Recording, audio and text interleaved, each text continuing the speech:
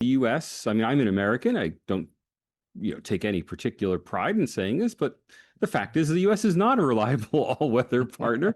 The United States is, has political interests, not just interests. I mean, I'm not even a foreign policy realist about this.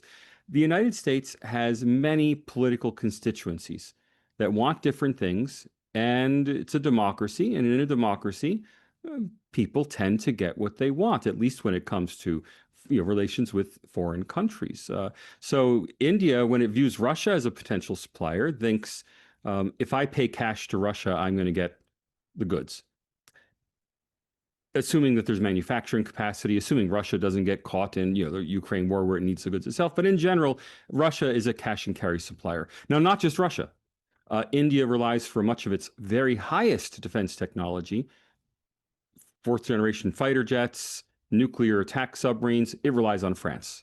Because again, France is a cash and carry supplier. France is never going to sanction India, never going to say we will no longer sell you spare parts because we disagree with your policy on this or that, or because a domestic voting constituency in France doesn't like the Indian government. That's not going to happen. In the United States, of course, it happens all the time. There's strong pressure, for example, in the U.S.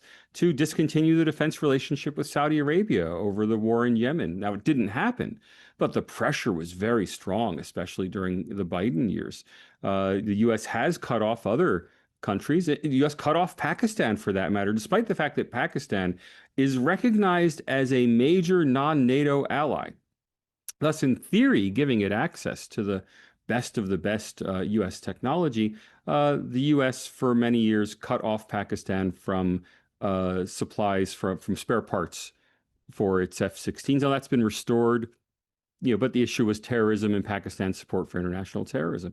Iran is still trying to fly F-15s from the 1970s that it can't keep airworthy because the U.S. obviously is not going to sell defense equipment to Iran. So, the idea that there would be a long-term reliance on a country as flaky as the United States, not as flaky as Donald Trump, the current president, but as flaky as the United States is just a non-starter in India.